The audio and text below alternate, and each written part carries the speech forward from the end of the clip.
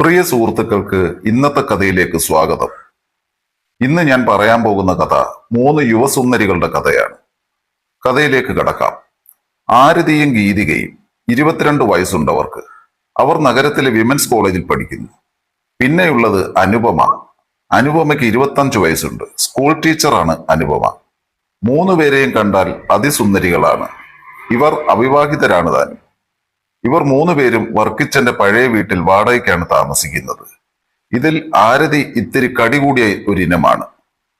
അവൾ പഠിച്ചിരുന്ന ബോർഡിംഗ് സ്കൂളിൽ വെച്ച് തന്നെ അവൾ പച്ചക്കറികൾ പലതും പല രീതിയിലും പരീക്ഷിച്ചു നോക്കിയതാണ്. ഇപ്പോഴും അവർ അവളുടെ പരീക്ഷണം തുടർന്നുകൊണ്ടിരിക്കുകയാണ്. രണ്ടാമത്തെ കക്ഷിയായ ഗീതികയാകട്ടെ സ്വല്പം അടക്കമൊതുക്കമുള്ള ഒരു കുട്ടിയാണ്.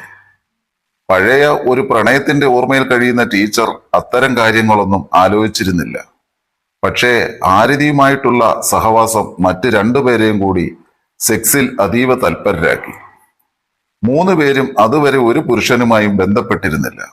ഒരുത്തനെ കിട്ടിയെങ്കിൽ എന്തെങ്കിലുമൊക്കെ ചെയ്യിക്കാമായിരുന്നു എന്ന് ആരതി പറയുമ്പോഴൊക്കെ മറ്റ് 2 പേരും അതിന്റെ ഭവിഷ്യത്തുകൾ അവളെ പറഞ്ഞു ബോധിപ്പിച്ചുകൊണ്ടിരുന്നു. കാരണം അങ്ങനെ ഒരുത്തനെ വിളിച്ചു കയറ്റിയാൽ തങ്ങളുടെ ഭാവി തന്നെ തുലയുമെന്ന് അവർക്കറിയാം. ഒടുവിൽ ആരതി തന്നെ ഒരു പോംവഴി കണ്ടെത്തി.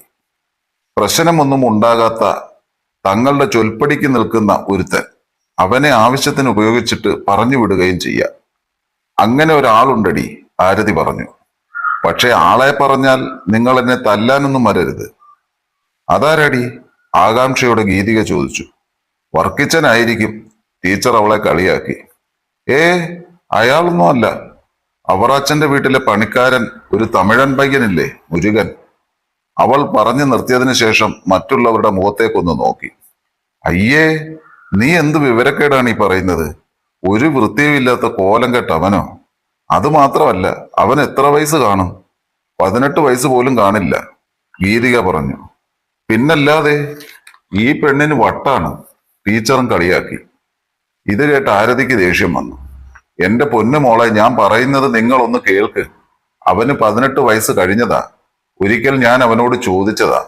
പിന്നെ വൃത്തിയുടെ കാര്യം, നമ്മൾക്ക് അവനെ ഒന്ന് കുളിപ്പിച്ചെടുത്താൽ പോരെ? ഒരു കാര്യം കൂടി ഞാൻ പറയാം.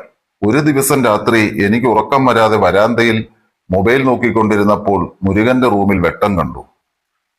വെറുതെ ഞാൻ പോയൊന്ന് ഒളിഞ്ഞു നോക്കി. ഞാൻ ഞെട്ടിപ്പോയടി. അവൻ മൊബൈലിൽ എന്തോ കണ്ടുകൊണ്ട് അവൻ കൈപ്രയോഗം ചെയ്യുകയാണ്. ഞാൻ അത്ഭുതപ്പെട്ടു. 18ന്റെ അല്ല മക്കളെ ആ സാധനം. നമ്മൾ എന്തിനു വേറെ ആലോചിക്കുന്നത്? നമുക്ക് നമ്മുടെ സുഖത്തിന് ഒരു താൽക്കാലിക ശമനം. എന്തു പറയുന്നു? ആരതി 2 പേരുടെയും മുഖത്തേക്കൊന്ന് നോക്കി. അതൊക്കെ കേട്ടപ്പോൾ അവർ 2 പേർക്കും എന്തൊക്കെയോ പോലെ തോന്നി. അവർ ഏകദേശം എല്ലാം ഓക്കെ ആയി. പക്ഷെ ഒരു കാര്യമുണ്ട്, അവൻ ആരോടെങ്കിലും പറഞ്ഞുകൊണ്ട് നടന്നാലോ? ടീച്ചർ സംശയം ചോദിച്ചു. അതൊന്നും ഉണ്ടാകില്ല. മാത്രമല്ല, അവൻ പറഞ്ഞാൽ ആരും അതൊന്നും വിശ്വസിക്കത്തുമില്ല. നമ്മളെ പോലുള്ളവർ ഇതുപോലുള്ള ഒരു തമിഴൻ പയ്യനെ വിളിച്ചു കയറ്റുമെന്ന് ആര് വിശ്വസിക്കാനാ? ആരതി നിസ്സംശയം പറഞ്ഞു. കാര്യമൊക്കെ ശരി, എന്നാലും അവനെ കണ്ടു കഴിഞ്ഞാൽ ഒരു വടിവേലുവിനെ പോലെയുണ്ട്. കരിക്കട്ടയുടെ കളറും. ഗീതിക നീരസം പറഞ്ഞു. കല്യാണം കഴിക്കാനൊന്നും അല്ലല്ലോ. ടീച്ചർ എന്ത് പറയുന്നു? ആരതി ചോദിച്ചു. ടീച്ചർക്ക് ഓക്കെയാണ്. പക്ഷേ അവൻ നമ്മളോട് 3 പേരോടും അങ്ങനെ ചെയ്യാൻ സമ്മതിക്കുമോ? ടീച്ചർ സംശയം പറഞ്ഞു. ടീച്ചറെ, അവനത് കൂടുതൽ സന്തോഷമാവുകയുള്ളൂ, ആരതി അപ്പോൾ പറഞ്ഞു. നിങ്ങൾ ഓക്കെ ആണെങ്കിൽ മാസം തോറും വർക്കിച്ചനും ഭാര്യയും മക്കളെ കാണാൻ പോകുന്ന ദിവസം കാര്യം ഞാൻ സെറ്റാക്കാം. പിന്നെ ഒരാഴ്ച കഴിഞ്ഞല്ലേ അവര് വരൂ. എന്നാൽ ശരി, ഞങ്ങൾ റെഡിയാണ്. അവർ 3 പേരും ഡീൽ പറഞ്ഞുറപ്പിച്ചു. അങ്ങനെ ഒരു ദിവസം വർക്കിച്ചനും ഭാര്യയും മക്കളെ കാണാൻ പോയി. വർക്കിച്ചന്റെ വീട്ടിൽ തമിഴൻ പയ്യൻ മുരുകൻ മാത്രം.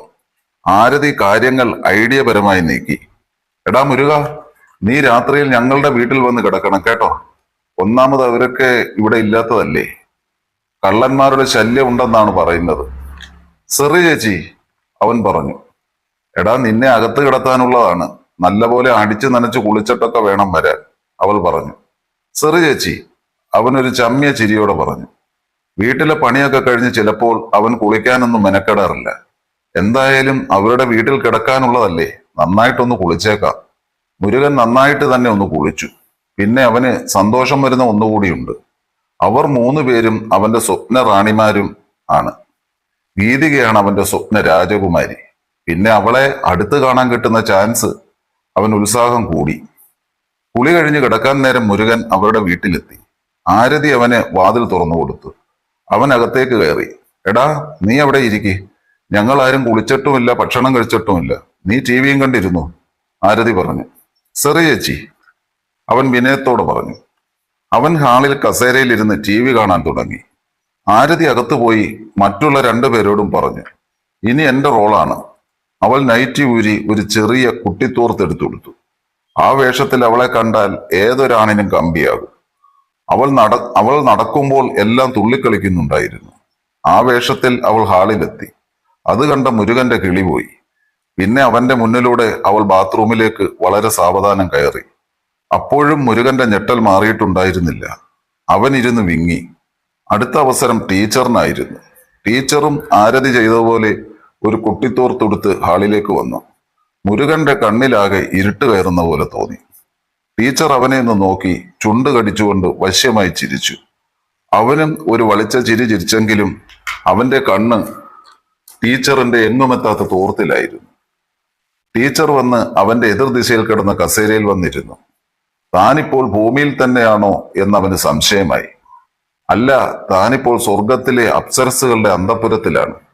തന്റെ മുന്നിലൂടെ അപ്സരകന്യകൾ നീരാട്ടിന് ഒരുങ്ങുന്നത് അവൻ അത്ഭുതത്തോടെ നോക്കി നിന്നു. അപ്പോൾ കുളി കഴിഞ്ഞ് ആരതി പുറത്തിറങ്ങി വന്നു. വേഷം അത് തന്നെ. മുരുകൻ ഇപ്പോൾ പൊട്ടിത്തെറിക്കുമെന്ന അവസ്ഥയിലായി. അവളെ കയറി അങ്ങ് പിടിച്ചാലോ എന്നൊരു നിമിഷം അവൻ ആലോചിച്ചു. ഇവളുമാർക്ക് ഭയങ്കര കടിയാണെന്ന് തോന്നുന്നു. തന്നെ അതിനാണ് വിളിപ്പിച്ചതെന്ന് അവന് തോന്നിത്തുടങ്ങി. അതാലോചിക്കുമ്പോൾ തന്നെ അവന്റെ കിളി പോയി. അവന്റെ മുൻപിലൂടെ ടീച്ചർ വളരെ സാവധാനം ബാത്റൂമിലേക്ക് കയറിപ്പോയി. അടുത്ത ഊഴം ഗീതികയുടേതായിരുന്നു. അതുകൂടി കണ്ടപ്പോൾ അവൻ മോഹാലസ്യപ്പെട്ടു വീണു. അത് കണ്ട മൂവരും വല്ലാതെ പേടിച്ചുപോയി. അവരവനെ കുറെ നേരം തട്ടി വിളിച്ചു. അവന്റെ മുഖത്ത് വെള്ളം തളിച്ചപ്പോൾ അവന് ബോധം വന്നു.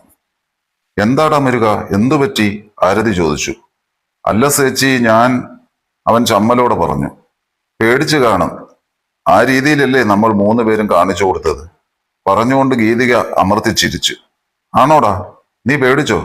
ആരതി അവനോട് ചോദിച്ചു. ഇല്ലേ, അവൻ എന്തോ പറയാൻ ശ്രമിച്ചു. നീ എന്ത് കണ്ടാ പേടിച്ചത്? ആരതി അവന്റെ തല തന്റെ മടിയിലേക്ക് കയറ്റി വെച്ചു. ഇത് കണ്ടിട്ടാണോ എന്ന് പറഞ്ഞുകൊണ്ട് അവൾ തന്റെ തോർത്ത് വകഞ്ഞു മാറ്റി. അത് കണ്ടതും മുരുകന്റെ തൊണ്ടയിൽ വെള്ളം വറ്റി. ഉടനെ അവനൊരു ക്രൂരനായ കാട്ടുമൃഗമായി മാറി. അവനൊരു കൊടുങ്കാറ്റ് പോലെ ആരതിയിൽ ആഞ്ഞു വീശി. അത് കണ്ട് നിന്ന ടീച്ചർക്കും ഗീതയ്ക്കും വല്ലാതെ ആശ്ചര്യം തോന്നി. ആരതിക്ക് ഏറെ നേരം പിടിച്ചു നിൽക്കാൻ കഴിഞ്ഞില്ല. അവൾ അവന്റെ തോൽവി അവന്റെ മുൻപിൽ വല്ലാത്ത നിരാശയോടെ സമ്മതിച്ചു. മുരുകൻ അതിൽ വല്ലാത്ത സന്തോഷം തോന്നി. അതിനുശേഷം ടീച്ചറെയും തന്റെ സ്വപ്നറാണി ഗീതികയെയും അവന്റെ കാമാഗ്നിയിൽ ചുട്ടുപൊള്ളിച്ചു. അവർ രണ്ടുപേരും അവന്റെ മുൻപിൽ തളർന്നു. അവനൊരു വിജയശ്രീ ലാളിതനെ പോലെ എഴുന്നേറ്റ് അങ്ങോട്ട് മാറിക്കിടന്നു. അങ്ങനെ ഒരു വലിയ കൊടുങ്കാറ്റടങ്ങി. എല്ലാവരും അവിടെ തന്നെ തളർന്നു കിടന്നുറങ്ങി.